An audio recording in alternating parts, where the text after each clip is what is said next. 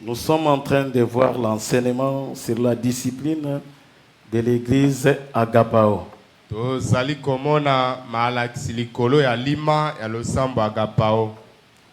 Prenons Matthieu 18 à partir du verset 15.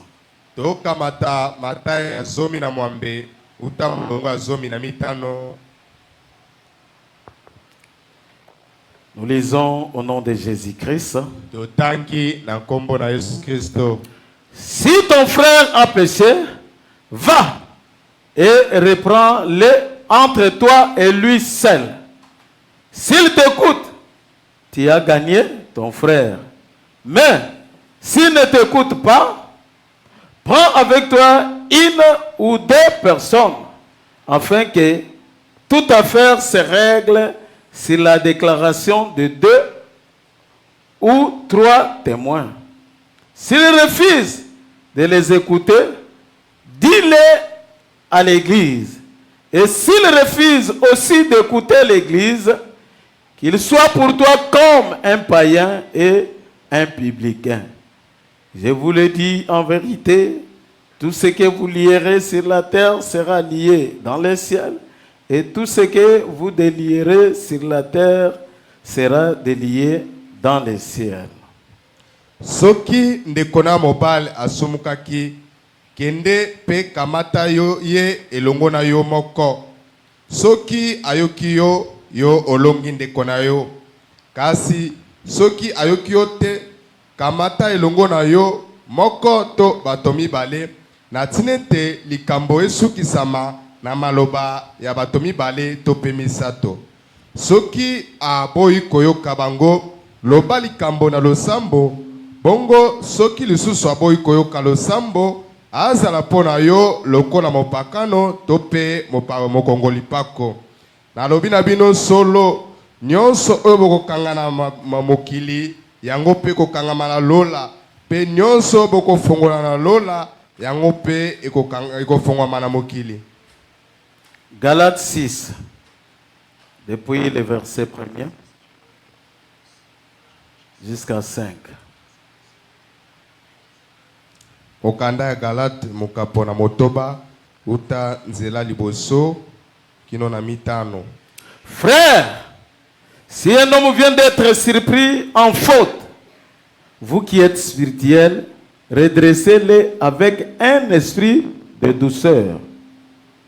Prends garde à toi-même, de peur que tu ne sois aussi tenté. Portez les fardeaux les uns des autres, et vous accomplirez ainsi la loi de Christ. Si quelqu'un pense être quelque chose, quoi qu'il ne soit rien, il s'abuse lui-même. Que chacun s'examine, que chacun examine ses propres œuvres, et alors il aura sujet de se glorifier pour lui seul, et non par rapport à autrui, car chacun portera sa propre charge. Bande komibal, soki motomoko baye kotutukisa ye na mbeba moko boye, bino o bozali ya molimo, bozongisa ye na molimo oyo ya bopolo. Kasi mibatela na yo moko, likame ezali ete yo pe omekama. Bomema na mikumba bamoko pe basusu, na bongo nde bokokokisa mobeko na Kristo. Soki motomoko abanzi kozala eloko moko boye, atako azali yango te, ye azali komipesa na ye moko. Tikete moko na moko asenzela misala na ye, na bongo nde akozwa ngala ya komikembisa po na ye moko, kasi kokokana na mosusu te. Poete moko na moko akomema mikumba na ye moko. Prions. Bondeli. Merveilleux Seigneur Jésus, Olingami kolo Yesu. ta parole est lie. Liloba na we tangami. Bénis-la et interprète-la. Pambola yango pe limbola yango. Au nom de Jésus-Christ. Na kombo na Yesu Kristo. Amen. Amen. Ok. Monsieur vous asseoir. Bokoki kofanda. Je vous salue tous par le précieux nom de notre Seigneur Jésus-Christ. Na pesi bino banso mbote na komba motuya ya Kolo Yesu Kristo. Que le Seigneur vous bénisse. Kolo apambola bino. Ma sœur, tu es distraite. Ndeko nanga mwasi ozali awate. Nous sommes en train d'étudier la discipline de l'église Agapao. Tozali koyekola alima losambo agapao. Nous avons fini avec la première partie Tosilisaki na kiteni oya liboso qui était composée de 6 chapitres. oyo esalamaki na mikapo motoba. Nous avions dit que notre discipline est composée de 2 grandes parties. Tolobaki ete alima na biso esalami na bakiteni mibale ya minene. La première partie, c'était l'église et sa composition. Kiteni ya liboso ezalaki eglesia na binamana yango. Et la deuxième partie que nous commençons aujourd'hui, c'est les mesures disciplinaires. Bongo kiteni oya mibale tozali ko bandalelo ezali bipimelo oyo to bitumbu ya elima. Les mesures disciplinaires. Bitumbu ya alima. Les mesures disciplinaires, ce sont des méthodes et des sanctions utilisées pour ramener celui qui est sorti de la ligne. Bongo bipimelo oyo ya alima ezali balolenge pe bitumbu oto pesaka pona kozongisa moto abimaki na nzela. Est-ce que vous suivez?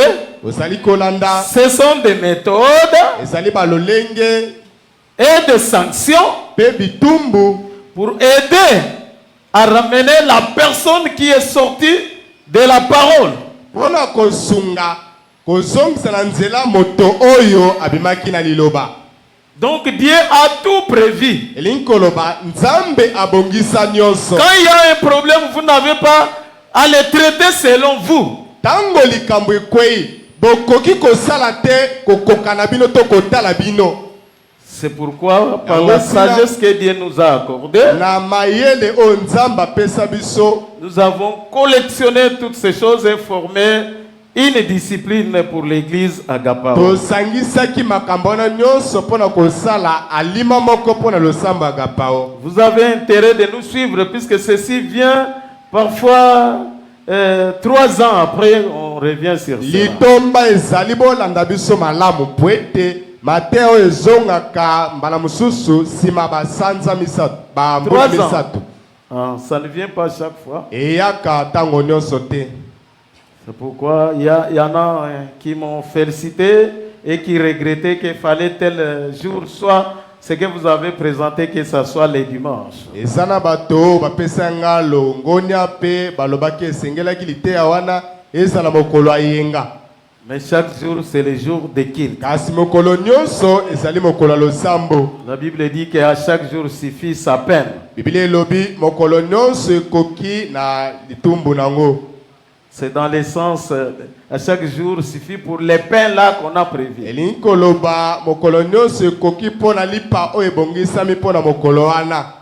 Alors c'est déjà passé, mais Dieu aidant, j'aurai à faire un petit résumé, même un dimanche, pour des choses essentielles. Yango esi elekaki kasi nzambe kosunga na kosalaka mwa bosangisi moko ezala yenga moko boye na makambo eza moto ya makasi. Les mesures disciplinaires, c'est ce que nous amorçons aujourd'hui. Bitumbu oyo ya lima yango tozali kosakola lelo. Bon, ce ne sont pas bitumbu en réalité.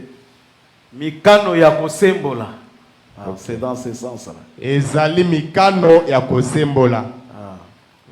Et ce ne sont pas des punitions, mais ce sont des mesures pour redresser. Ezali bitumbu te kasi ezali mikano mpona kozongisa moto na nzela. Donc ce sont des méthodes et des sanctions prévues pour ramener celui qui sort de la ligne. Ezali balolenge pe bitumbu ebongisami mpona kozongisa moto abimaki na nzela azonga na nzela. Prenons par exemple les méthodes. Tozona ndakisa balolenge. Donc comment aller aborder quelqu'un qui a péché? Elinkoloba ndenge ni kokende kosolola na moto asumukaki. Il faut des méthodes. Esengeli balolenge. C'est là où Galate dit que Yango esika Galate alobi. toi aussi qui pars ramener quelqu'un, Yope oyoke kozongisa moto na nzela. sois prudent afin que tu ne sois pas tenté. Zala le yongi na tinete yope omekamate. Quand quelqu'un a péché, il devient comme un fou. Tango moto asumuki akomaka lokola liboma. Il faut des méthodes Esengeli balolenge pour les ramener sur les droits chemins. pona kozongisa ye na nzela. Et les sanctions, Bongo bitumbu. c'est comme, qu'est-ce qu'on peut faire si le coupable refuse d'écouter ce qu'on lui dit? Elingoloba nini tokoko sala soki moto akwesami aboyi koyoka o bazali koyebisa ye. Voilà un peu. Ça, c'était la définition des mesures disciplinaires. Wana ezalaki ndimbola ya mikana kosembola. Parlons de ces répartitions. Tolobela na ndenge yango ekabwani. Les mesures disciplinaires sont subdivisées en 3 chapitres. Mikana kosembolisa yango ekabwani na ba chapitre misato. Nous avons la discipline fraternelle, Tozali na lima ya bondeko. la discipline maternelle Alima oya losambo et la discipline paternelle. pe alima oya botata to pe nzambe. Est-ce que vous me suivez? Ozali kolanda. Bon, j'hésite, je suis en train d'écouter au même moment l'interprète. Il ne dit pas, je cherche les mots à lui donner. Donc c'est là où vous me voyez, j'hésite, je l'écoute pendant que je suis là. Donc c'est un peu ça qui est en train d'arriver. Donc je disais de la discipline fraternelle. Alima katabandeko. Ce n'est pas aliment, c'est bosembo na kati na Bosembo na katabandeko. Okay. bien kosembulisa makati na bandeko, kosembulisa na musanda ya mama, kosembulisa na musanda ya papa, dans ce sens. Okay. Et aujourd'hui, je commence avec le premier chapitre, Lelo na bandina mokapo ya liboso. la discipline fraternelle. Kosembolisa makati na bandeko. Est-ce que vous me suivez? Ozali kolanda ngai. Bola mukanano, nazoyo gabinote. Réveillez-vous, je ne vous écoute pas. La discipline fraternelle. Kosembolisa makati na bandeko. C'est ce que nous venons de lire à partir du verset 15. Yango touti kotanga na Matai na zomi na mwambe molongo ya mitano. Zomi na 15 mitano. et 16. Pe zomi na motoba. Il est dit ceci. Eloba miboye. Si ton frère a péché, va et reprends-le entre toi et lui. Soki ndeko na yo asumukaki.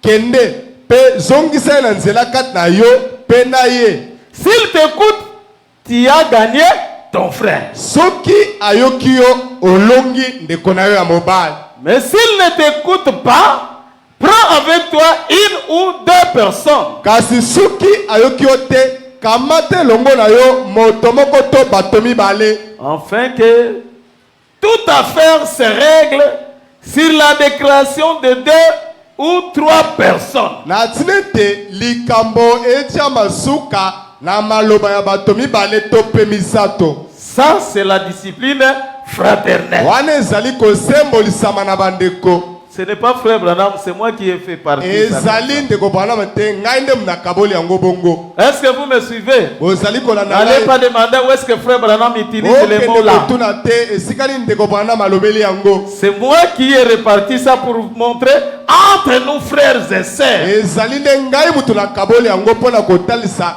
kata biso bandeko mibali pe basi. C'est la discipline fraternelle. Ezali kosembolisama na bandeko. Cette discipline a un devise. Kosembolisama wana eza na elobeli moko.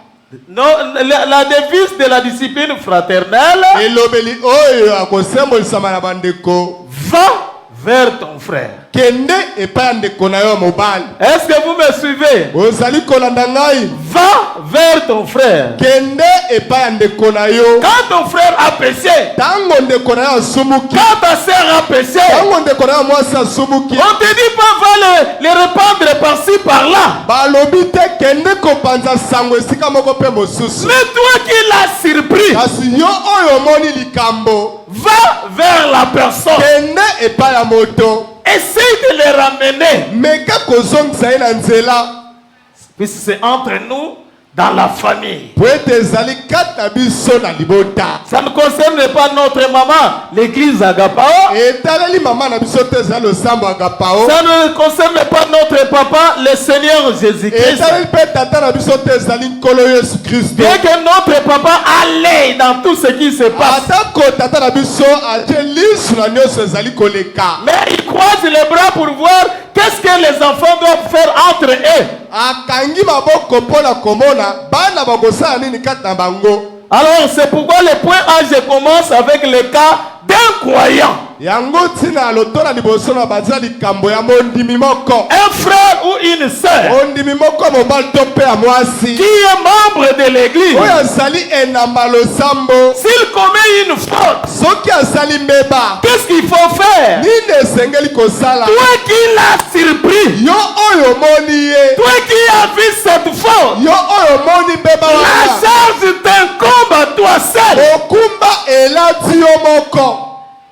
Au premier stade, tu n'as pas à prendre quelqu'un. Na komona wana liboso ozana makoki te oyebisa ngo moto mosusu. C'est à toi d'aller vers ton frère. Yo nde kende epa ndeko na yo mobali. Va vers ta sœur qui est coupable. Kende epa ndeko na yo mwasi akweyisami. Montre-lui sa faute. Petelisa ye babunga na ye. Nous nous sommes dit, mais ça, Biso tozali bayeya sango. nous ne faisons pas ceci. Tosalaka makambo oyo te. Pourquoi tu fais ça? Mpona nini ozali kosala yango? Si dit, oh, pardonne-moi. Alobi soki alobi oyo olimbisa ngai. Prie pour moi. Bondela mpona Je ngai. te promets, je ne le ferai plus jamais. Nalaki yo nakosala yango lisusu te. Tu as gagné ton frère. Wana olongi ndeko na yo mobali. Et c'est fini. Pe esili wana. Même si je suis marié, Atako na bala. ma femme ne saura pas que j'ai redressé Moi, si mon frère ou ma sœur. akoyeba te ete nazongisi na nzela ndeko na nga mobali to mpe ndeko na nga mwasi. Mon ami ne doit pas le savoir. Moninga na nga akoyeba yango te. Mais si tu commences à propager cela, Soki obandi kopanza yango. alors qu'elle a déjà pris la décision de ne pas continuer,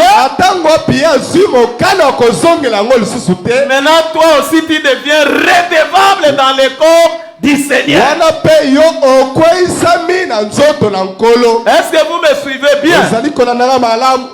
C'est la discipline fraternelle. Ezali mikalo bosemboso bakata bondeko. C'est là où nous échouons souvent. Eza nde esika tokweyisamaka ntango mingi. Quand vous voyez votre sœur ou votre frère dans le mal, Tango omoni ndeko na mobali to mpe ya mwasi na mabe. nous on pense que comme elle est coupable, moi j'ai droit de dire ça à qui que ce soit. Tokanisaka lokola okweyisami naza na makoki ya koyebisa yango moto nyonso nalingi. Quand vous vous mettez à le dire à quelqu'un d'autre, Tango oyebisi yango na moto mosusu. toi tu deviens coupable Yo na ntango wana okweyisami aux yeux de Dieu. na miso na Nzambe. Quand est-ce que tu peux prendre une seconde personne? Tango nini okoki kokamata moto mibale? Si la personne que tu as redressée refuse d'écouter, Soki moto olobelaki aboyi koyoka yo. ou bien elle a fait semblant d'écouter, To mpe asali lokola yoki.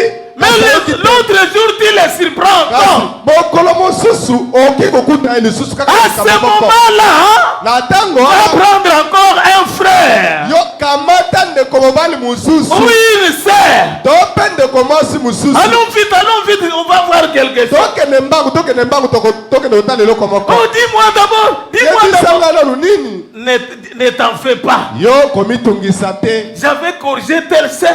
Nasemboleseki ndeko mwasi songolo. Puisqu'elle vit en concubine avec un païen. Po ete azali kobika na kimakangu na mopakano. Allons, on va les surprendre. Abo tokende tokokuta ye lisusu. Vous partez à deux.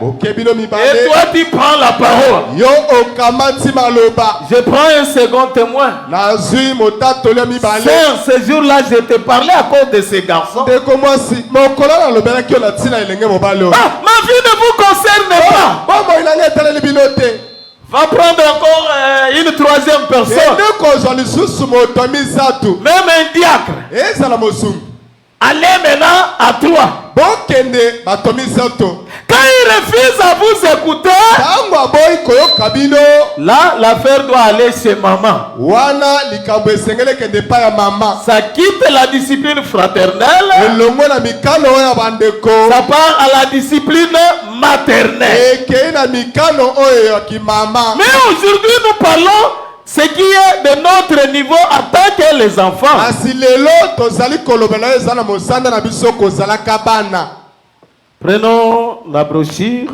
toyokamata liteya oyo Hébreux chapitre 7, hebreu mokapo na nsambo première partie. kiteni nango ya liboso Hébreux chapitre 7, hebreu mokapo na nsambo première partie. kiteni oyo ya liboso Paragraphe 79 kiteni na sango tuku sambo na libwa jusqu'à 80. kino tuku mwambe Est-ce que vous me suivez? bozali kolanda ngai Nous sommes du message. tozali bato na sango Nous devrons faire les choses selon la parole. esengeli tosala makambo kokokana na liloba Écoutez ce que dit Frère Branham. boyoka oyo ndeko bana malobi Nous avons une coutume ici. toza na momesano moko awa Nous avons une procédure ici. tozali na lolenge ya kolanda makambo awa Cette église est basée sur les principes de la Bible.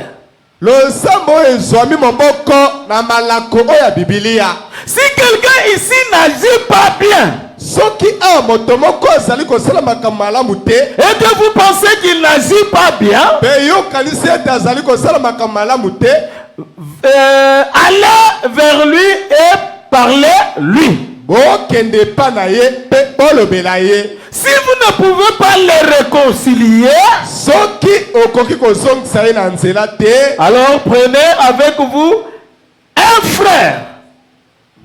zwa elongo na yo ndeko mobali moko Un ou deux. moko to mpe mibale Si à ce moment-là, il ne veut pas se réconcilier, soki na ntango wana alingi kobongisa likambo na ye te alors dites-le à l'église. na boye boloba likambo wana na losambo D'abord, tu pars toi seul. ya liboso oke yo moko En deuxième position, vous pouvez aller à deux ou trois kitene mibale bokoki kokende mibale to mpe misato avant de le dire à l'église. yambo boloba yango na losambo 80.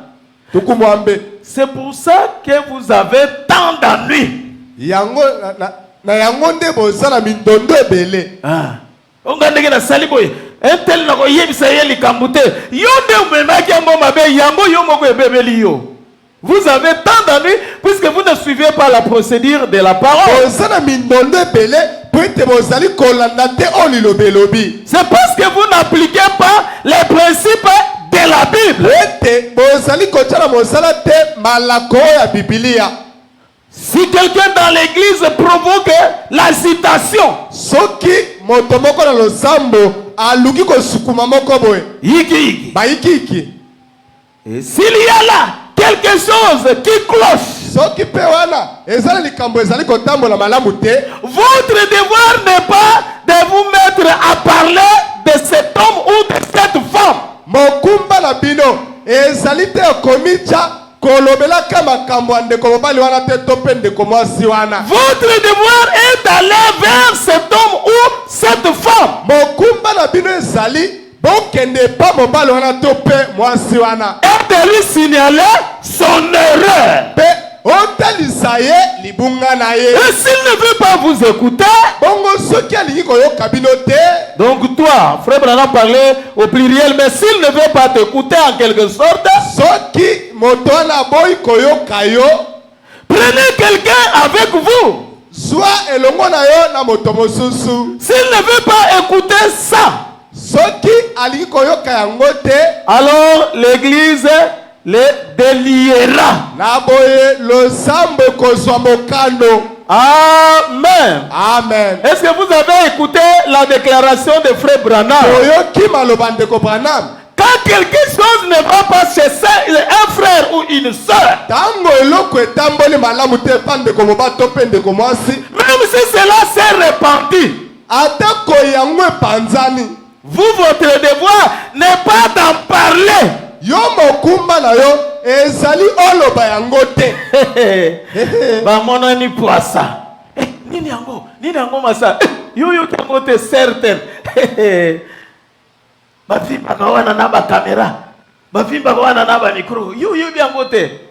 Bakangiye. Là c'est vous qui êtes coupable. Wana yonde mutoko isami. Votre devoir n'est pas d'en parler. Mokumba na yo ezali koloba yango te. Frère Branham parle même s'il y a des remémérages. Ndeko Branham alobi etako koyima imezali. Donc, c'est quelque chose peut-être qui a des fuites d'informations. Elingi koloba eloko moko kama basango ezobima. Peut-être chez les païens. Mbala mususu ezobima na minoko bapaka. Toi, frère et sœur, Yo ndeko mobali to pe ndeko mwasi. de cette personne-là qui est coupable, Na moto oyo akwesami. votre devoir n'est pas d'aller voir une autre personne. Mokumba na yo ezali te okende komona na mutu mususu. Votre devoir c'est d'aller vers la personne dont on parle qui a fait. Mokumba na ezali okende pa moto oyo bazolobela ete asalaki likambo songolo. Yo pendeko na ye, yo aye, on a ye bien goûté. Na ye bien goûté alors que tu es coupable. Beaucoup le font comme ça. Ebele pe baboyaka bongo. Les païens l'ont vu Bapaka lo bamoni. et ça commence à se répandre. Ekomi kopanzana. Un frère qui l'a écouté premier vient Moto liboso ndeko mobali ayokaki ye aye. pour l'aider afin que les problèmes s'arrêtent déjà. Mpona kosunga ye na tina ete likambo esuka. Oh non, je ne connais rien. Ote nayebi eloko te. Je ne connais rien. Nayebi eloko te. Et après, le frère viendra avouer. Bongo nsima ndeko aye kondima. Nous comprenons. Wana tososoli. Mais je parle d'abord à vous qui avez écouté. Kasi liboso nazolobela na yo oyo oyokaki. Frère Branham dit, Ndeko Branham alobi. votre devoir n'est pas d'en parler à quelqu'un d'autre. Mokumba na yo ezali koloba yango te na moto mosusu. Si tu l'as appris des païens de qui que ce soit, Soki oyokaki yango na mopaka to na moto na ndeko kozala. va vers ton frère. Kende epai ya ndeko na yo. Va vers ta sœur. Kende epai ndeko na yo ya mwasi.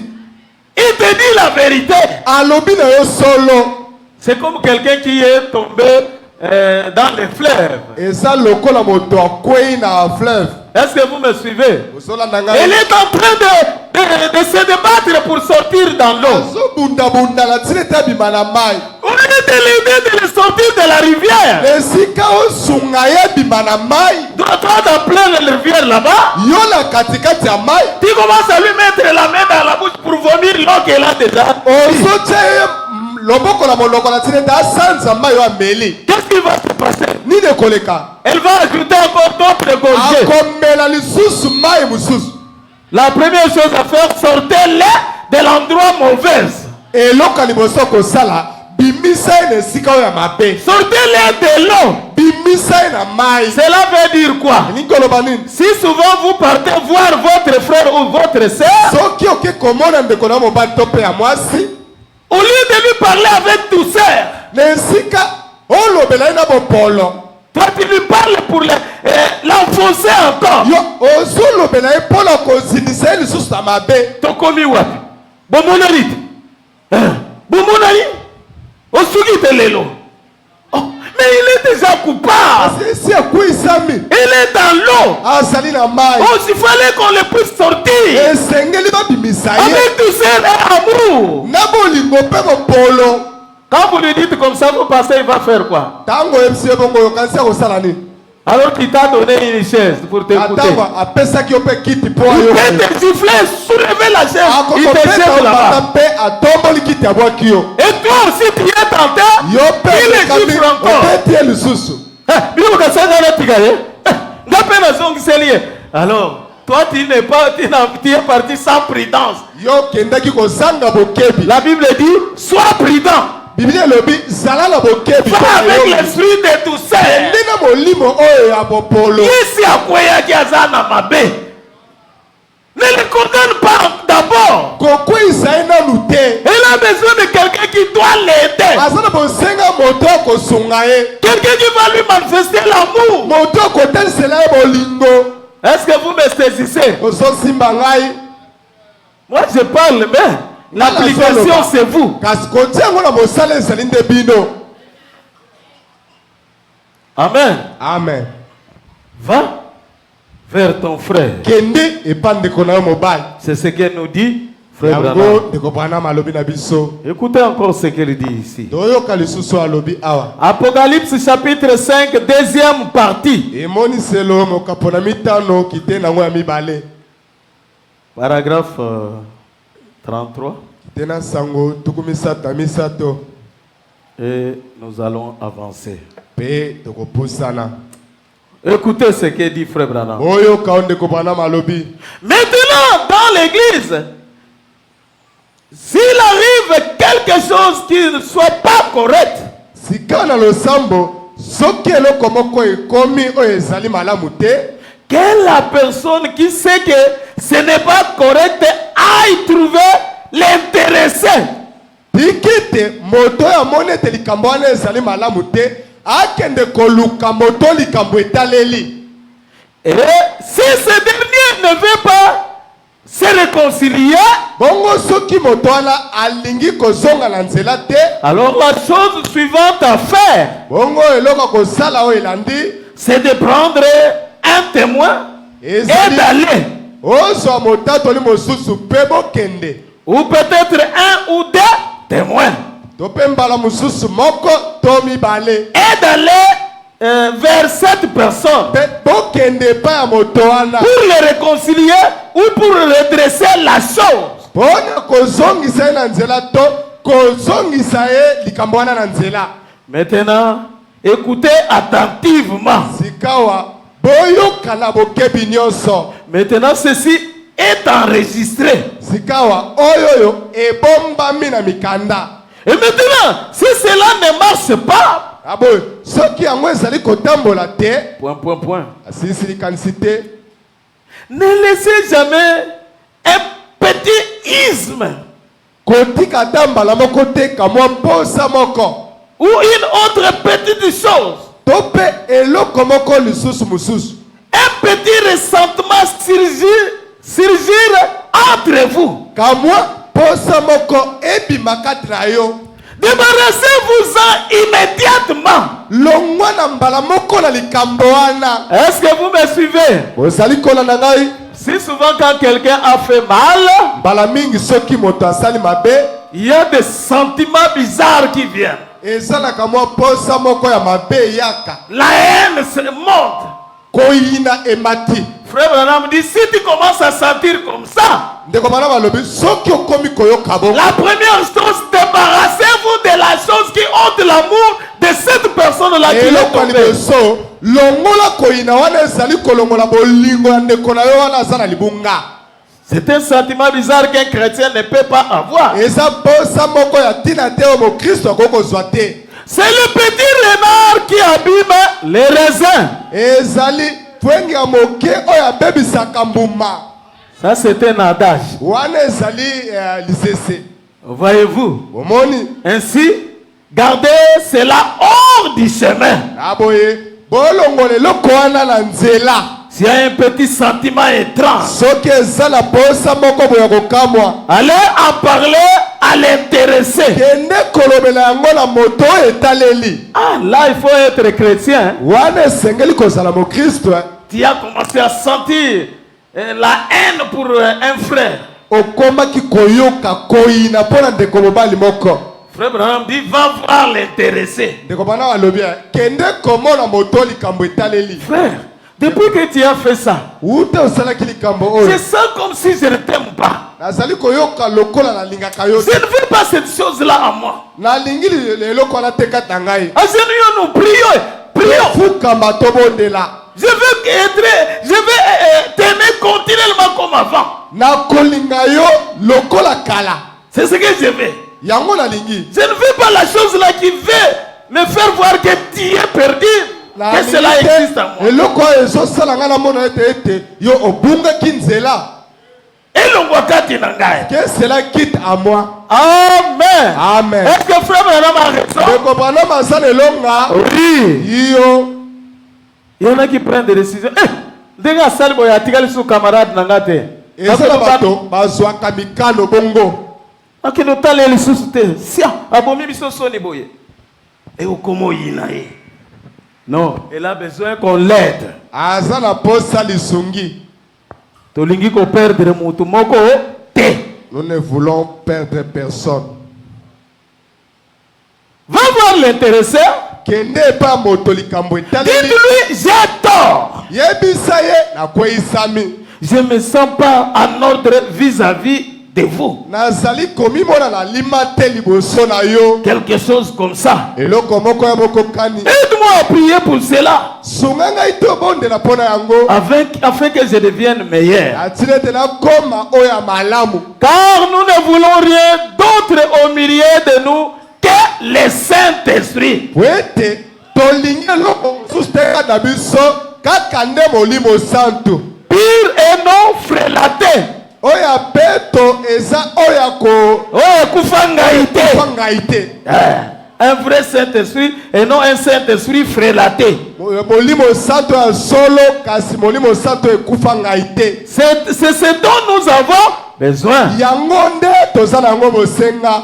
Alors les dons et autres opéreront correctement et tout marchera bien. Naboye makambo makambo mususu ekosala malamu pe makambo nyonso ekotambola malamu. Des fois les dons n'opèrent pas puisque nous ne sommes pas dans l'unité. Il y a des querelles, il y a des mésententes. Mbala mususu makambo esalaka te poete tozala bomoko te koswana ezali kozanga koyokana ezali.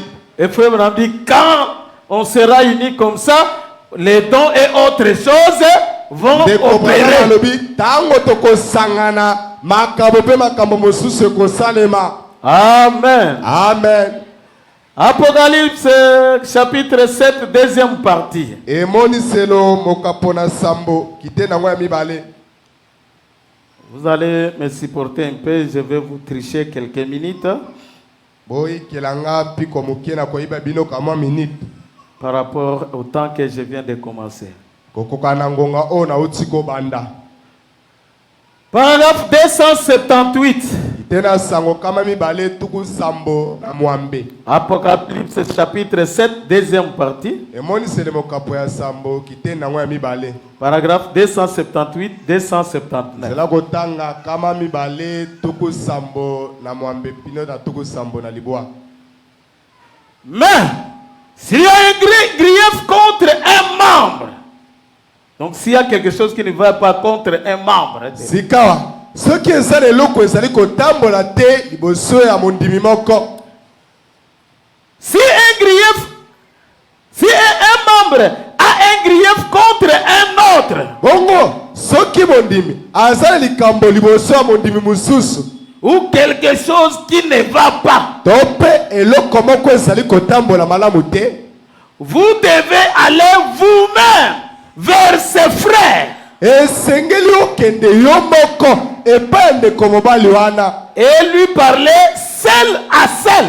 Olo benaye yemoko kaka yemoko. On dit pas prends quelqu'un d'abord, mais d'abord toi et la personne concernée. Ya liboso balobito zo mutu mususu kaka yomoko na moto likambo etaleli. Et s'il refuse d'écouter cela, bongo soki aboyi koyoka yango, passe à l'étape suivante. Le kala kiteni o elandi. Faites-vous accompagner de l'un des diacres. Sala ete babila yo na moko ya basungi. Ou de quelqu'un qui ira avec vous vers ses frères.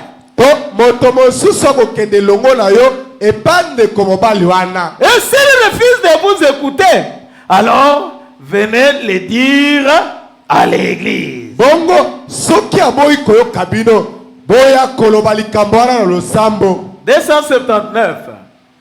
Kama mibale tuku sambo na libwa. Et toute personne qui connaît une personne coupable, bongo moto nyonso oyo ayebi moto oyo akweyisami. moi je dis ça autrement. Nga nalobi yango na elobeli mosusu. Toute personne qui connaît un frère ou une sœur qui vit mal, moto nyonso ayebi ndeko mobali to mpe ndeko mwasi moko abikaka mabe, si vous n'allez pas lui en parler, soki oki koyebisa ye yango te, alors vous êtes de la partie de l'église de Dieu qui aura à rendre compte de ses péchés. na boye ozali moko ya eglise na nzambe oyo akoyandola mpo na lisumu wana. C'est vrai. ezali solo. Est-ce que vous suivez ce que frère Branham vient de ozoloba dire? ndeko mwana mazoloba. Toi tu vois le frère vit mal, Yo omonaka ndeko mobali abikaka mabe, la sœur vit mal. ndeko mwasi abikaka Tu mabe, dis ça ne m'engage pas. olobi etali ngai te, C'est sa vie. eza bomoi na ye. Frère Branham dit tu rendras compte devant Dieu. ndeko mwana malobi okoyalola liboso na nzambe, Tu rendras compte de son péché à lui. okoyalola mpo na lisumu oyo aye. Toi tu es devenu Judas, tu laves les mains. yo komi yudas osokoli Alors maboko. que Dieu nous a placés afin que chacun surveille son frère ou sa sœur. na ntango mpe nzambe atya biso na tina ete moko na moko asenze na ndeko na ye mobali to mpe ndeko na ye mwasi. À la première partie, j'ai dit, nous n'avons pas de vie privée. na kitela liboso nalobaki toza na bomoi ya bomoko te. Est-ce que vous me suivez? ozona na ngai L'affaire de la sœur me concerne. likambo ndeko mwasi etaleli ngai, L'affaire du frère, ça me concerne. likambo ndeko mobali etaleli ngai. Quand tu vois ça, tu ne dis rien. yo omoni yango mpe olobi eloko te, Vous êtes coupable. okweyisami, Vous avez ce péché-là en vous. oza na lisumu wana kati na yo. Alors que tu te dis, ça ne m'engage pas. ntango mpe olobi etali ngai Ce te, n'est pas mon problème, c'est sa vie. eza likambo na ngai te, eza bomoi na ye. Mais le prophète te dit, tu es coupable pour ce péché-là. asi mosako alobi okweyisami mpo na lisumu na ye wana. Donc, nous pouvons dire, ce n'est pas son péché, c'est votre péché avec toi qui a vie. tokokoloba eza lisumu na ye te, komi lisumu ya bino mibale na yo oyo omonaki ye, Mais qui ne dit rien. kasi olobi eloko te. Est-ce que vous comprenez? La ozososola parole est compliquée.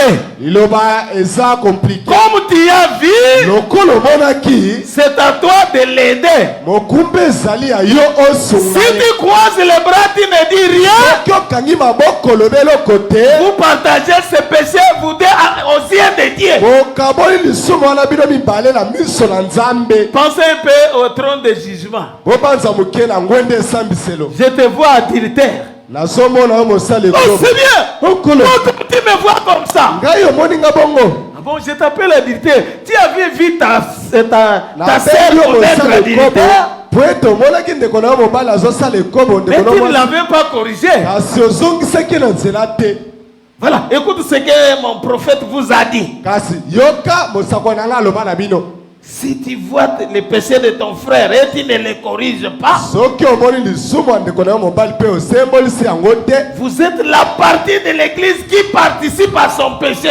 ozali kiteni oyo losambo azali kozwa ngambo na lisumu na ye. Oh, moi j'avais lavé les mains. J'ai dit ça ne me regarde pas. Oh. J'ai laissé à moi. Je n'ai dit ça à personne. nalobaki etali ngai te, natikaki yango, J'ai lavé mes mains. nasokolaki maboko na nga. Ah bon, tu es devenu qui là-bas? Pilate, hein?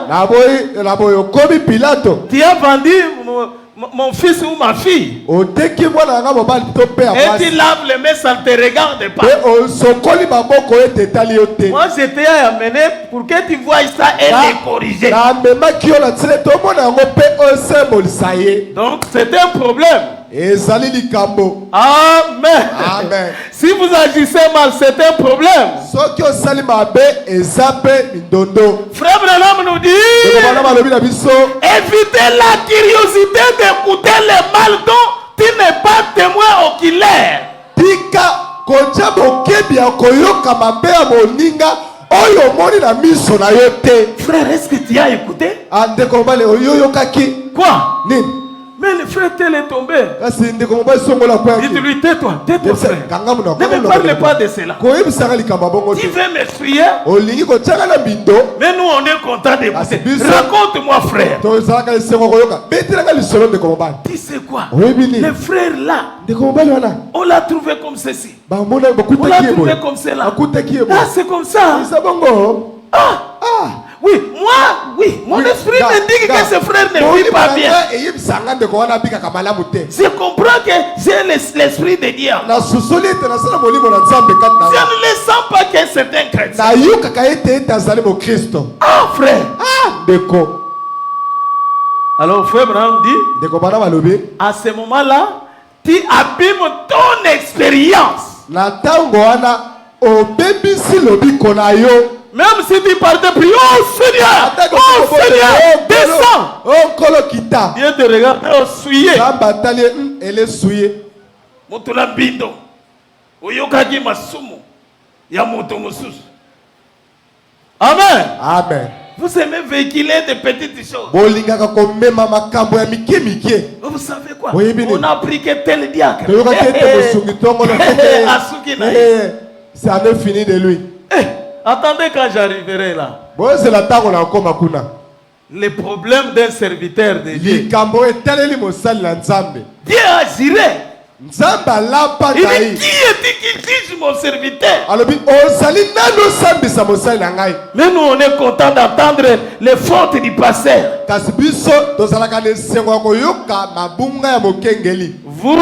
Vous abîmez votre expérience. Écoutez ce que dit Frère Branham. Un super sens. Na eyo kelio elekili kolo 35-36 j'ai dit ça. Sango tukumisato na mitano pino tukumisato na motoba. Maintenant prenez garde à ne pas écouter un seul vil propos du diable. Na boye bozala ne yongi ya koyoka te maloba moko ya mabe ya satana. Voyez-vous? Omoni. Si le diable vous dit satana lobi na yo, vous montre quelque chose. Soki satana talisi eloko moko, ou vous dit du mal de l'un des membres du corps de Christ. Dope alobeli yo mabe ya moko enama ya nzoto na Kristo. Ne le croyez surtout pas. Bondima yango kutu te. Car dès que vous le croyez, ambate tango ka kondimi yango, vous gâchez votre expérience. Obebisi lobi konayo. Ah, pasteur Josué, là on dit le diable. Wana bazolobela satana. Mais qui est le diable? Nani azali satana? Le diable entre dans les frères. Satana kotaka na ndeko mobali. Pour commencer à véhiculer le mal des autres. Pona komema basango mabe ya bamususu. Et toi tu prêtes l'oreille pour écouter ça. Au lieu de refuser, là, wana, tu viens de gâcher ton expérience. Continuons. Et si vous voyez l'un des membres du corps de Christ faire quelque chose de mal, bongo, soki omoni moko na manzoto na Kristo, là c'est toi-même qui viens de le voir. Wana yonde uti komona likambo. Ne le dites à personne. Koloba yango na moto te. Mais allez vers ses membres. Kasi kende pa ya moto wana dans l'amour. Katina bolingo. Et voyez, si vous ne pouvez pas les ramener à Christ. Bongo tala soki ko zongisa ete na Kristo. Et si vous ne pouvez pas le faire, bongo soki ko sala yango te, alors dites-le à une personne. Na bongo loba yango na moto mosusu. Et que celle-ci vous accompagne. Pe moto wana abila yo. Faites-le de la façon dont le disent les Écritures. Bon sala yango lolenge makomi elobi pona likambo wana. Amen. Amen. Faites-le de la manière dont disent les Écritures. Bon sala yango la lolenge o likomi elobi. Les Écritures disent va d'abord toi seul. Makomi elobi kende na luyo moko. S'il ne t'écoute pas, soki ayoki ote, au second plan tu peux prendre un S'il ne vous écoute pas, vous pouvez prendre un troisième. Et s'il ne vous écoute pas, vous trois, donc vous avez fait ce qu'il fallait faire. Le problème doit quitter la discipline fraternelle. Ça doit monter. Aller à l'église. Dans la discipline maternelle. Frère Branham nous donne encore une autre proposition. Vous voyez votre frère ou votre soeur dans les mal. Mais vous hésitez d'aller les voir. Vous manquez les méthodes à utiliser. Frère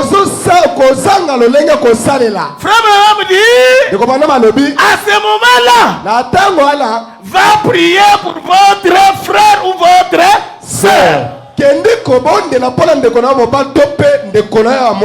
Oh Seigneur, je ne crois pas que c'est ma soeur qui vient de faire ça. Non,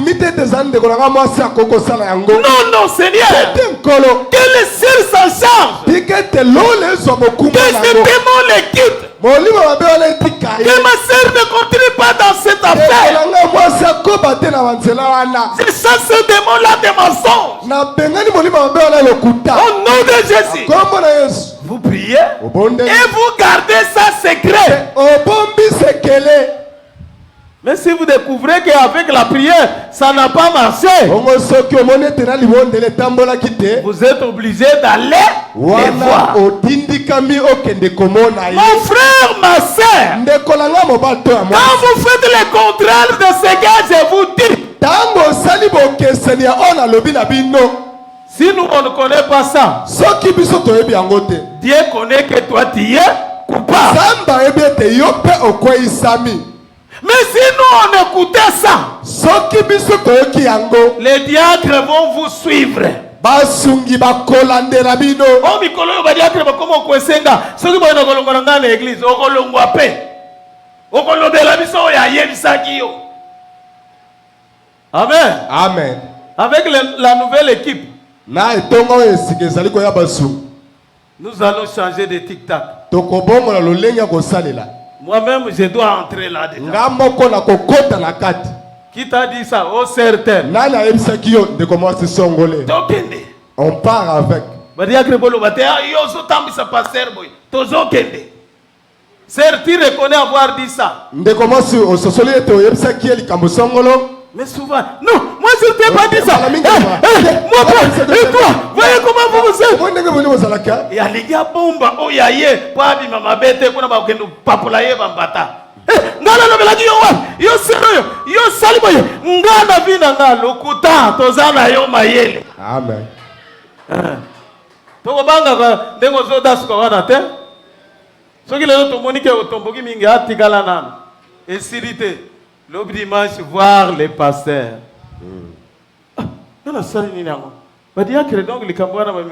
Oui, frère, dites-nous qui te l'avait dit. Oh, c'est diacre terre. Oh, et même je l'ai déjà dit. Dès qu'on découvre qu'un diacre l'a dit, je viens le dire à l'église, le diacre s'assoit. Puisqu'il n'est pas digne d'être diacre. Est-ce que vous me suivez? Yambaloyo. Cette on va changer le fusil d'épaule. C'est ça la discipline fraternelle. Tu vois le mal, va toi-même. Ne le dites à personne. Nous les mariés ne le dites pas à votre femme. Sœur, ne le dis pas à ton mari. Le dire déjà, même si tu iras là-bas, c'est déjà une faute devant Dieu.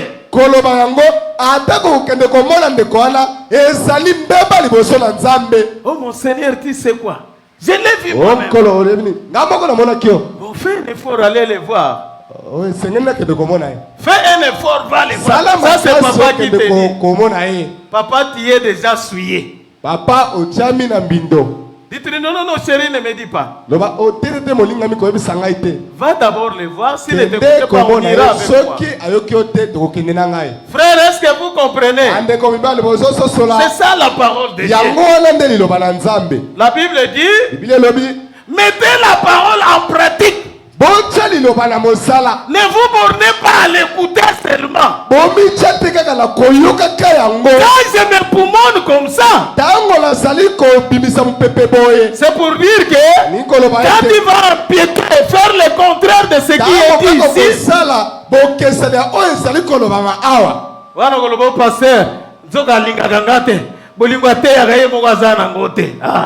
tu le sauras à ce moment-là, puisque tu as empiété la parole de Dieu. Là, on ne dira pas que non, on doit aller jusqu'à trouver la dernière personne.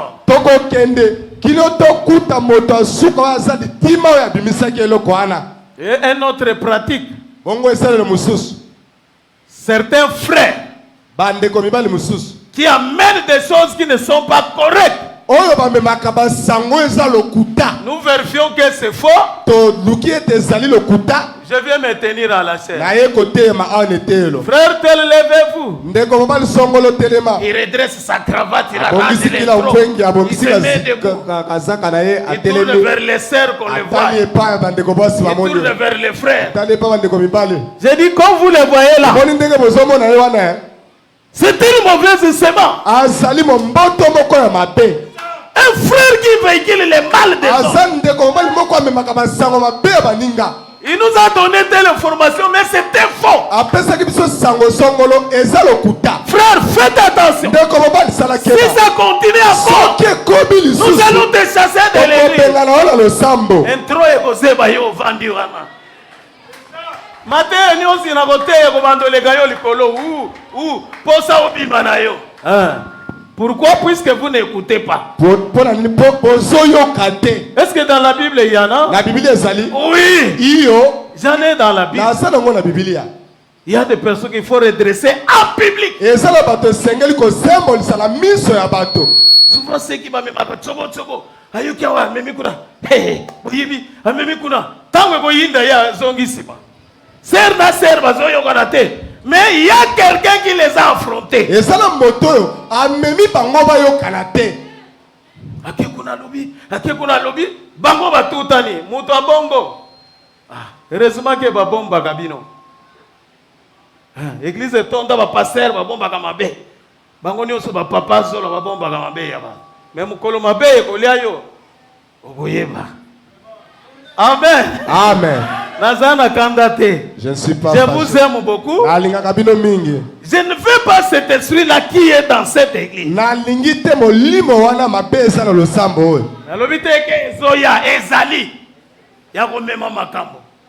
Mais cette année, on va combattre ça. Il faut sonner en public pour c'est ça. Mama bitonga yewana. Semaine wana okokime église. Nakena ngai papa servo. Na église wana makambo komo sala. Tango yo bandisaka makambo mona geza muke. Wana muna mutako yeba. Satan ko salela ngali susu te. Na boyi nanga.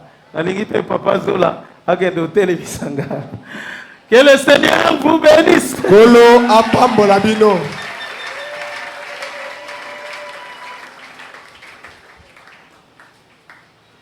Est-ce qu'elle compte bien?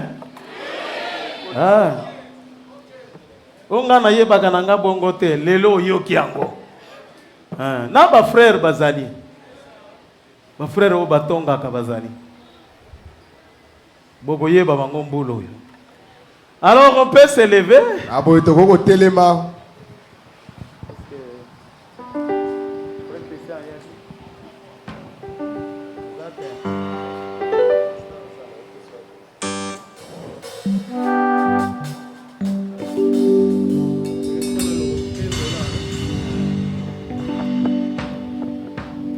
Frère Deo. ça. Moi j'ai raté. Mazua, Mukatenda, Unanana, Yesu. J'aime beaucoup ces cantiques-là. Ça peut revenir.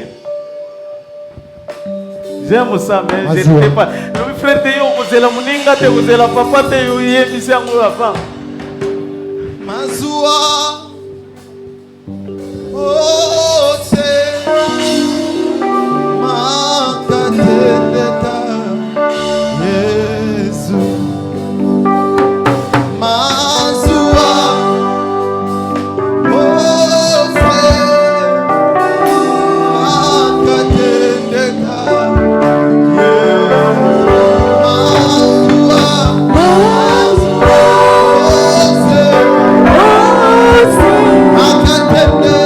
Yes.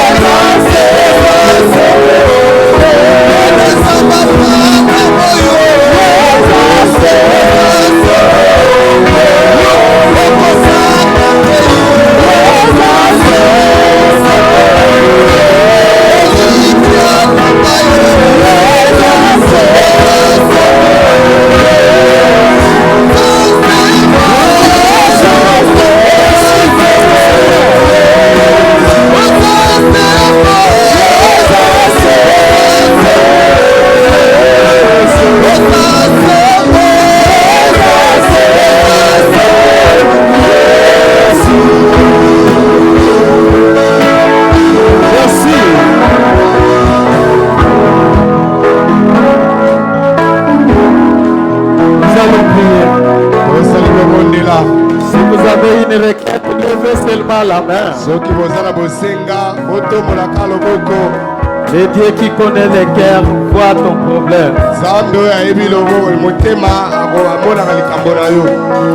Bien-aimé, Père Céleste, olingami tata na lola. nous te disons merci tolobi na yo matondi pour le message de ce matin. mpona sango ya ntongo ya lelo. Merci Seigneur matondi kolo pour le prophète William Marion Branham. osakoli William Marion Branham. Merci pour la grâce que tu nous as faite, Seigneur, mpona ngolo osala biso kolo. à nous montrer la manière de marcher akotalisaka biso lolenge ya kotambola et de régler nos problèmes. ya kozungisa makambo na biso. Seigneur, kolo à ce que tu viens de nous parler aujourd'hui, oti kolobela biso lelo. si souvent nous sommes coupables, mbala mingi biso tokweyisami. mais nous te demandons pardon, Seigneur. tosengi yo bolimbisi Pardonne mes frères, limbisa bandeko na ngai mba. pardonne mes sœurs, limbisa bandeko na ngai basi ceux qui véhiculaient les fautes des autres. oyo bapanda kotambwisa mabunga ya bamosusu. Certains c'était par manque de connaissance. bamosusu ezalaki mpona kozanga boyebi. Ainsi nous te demandons de pardonner tout un chacun yango te tosengi olimbisa moko na moko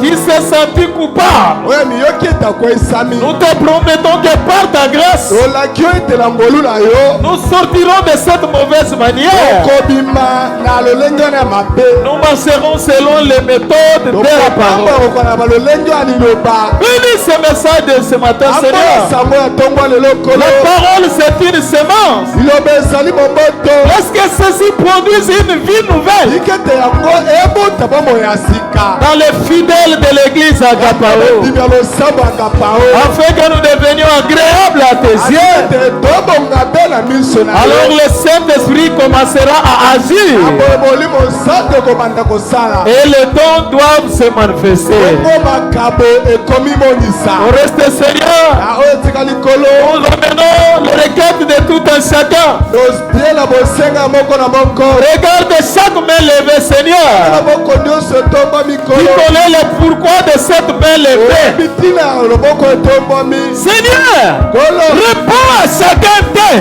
yanolo na moko na bango. S'il y a des cas de maladie, soki ezala likambo ya bokono nous chassons ces démons de maladie. tobengani molimo mabe ya bokono. Au nom puissant de Jésus, kombo na nguya ya yesu. sors de nos frères et sœurs lima na bandeko na biso mibali mpe basi. et va-t'en vers les arrives. okende bisika bikauki. Si ce sont d'autres problèmes, soki eza makambo mosusu donne-en solution, Seigneur, yango bya lokolo. afin que la gloire et l'honneur te reviennent. atina ete lokumu mpe nkembo ezongela yo. Oh Dieu du ciel, o nzambe na lola. nous prions pour les jumeaux qui sont malades. tobondeli mpona mapasa oyo baza ya kobela.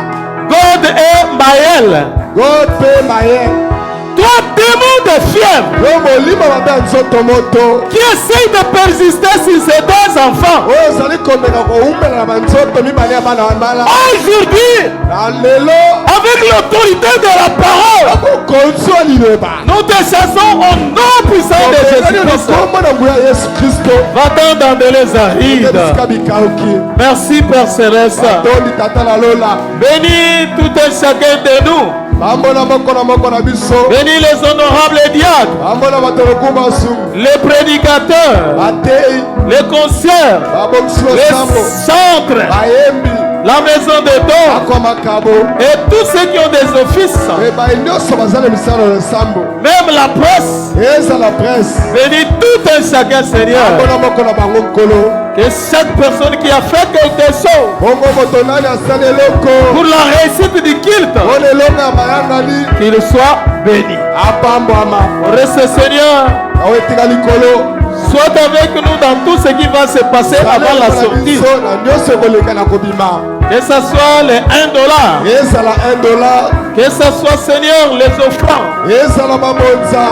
et les communiqués qui peuvent revenir. mpe bayebisi oyo ekoki koya. Tout nous remettons entre tes mains. nyonso totiki na maboko na yo. Notre sortie entre tes mains. obima na biso na maboko na yo. Si telle sera ta volonté, le rendez-vous est pris pour ce soki mercredi. ekozala mokano na yo mokutani ekozala mokolo ya misato. Accorde-nous ta grâce. pesa biso ngolu na yo. Au nom de Jésus-Christ. bongo na yesu kristo. Amen. amen.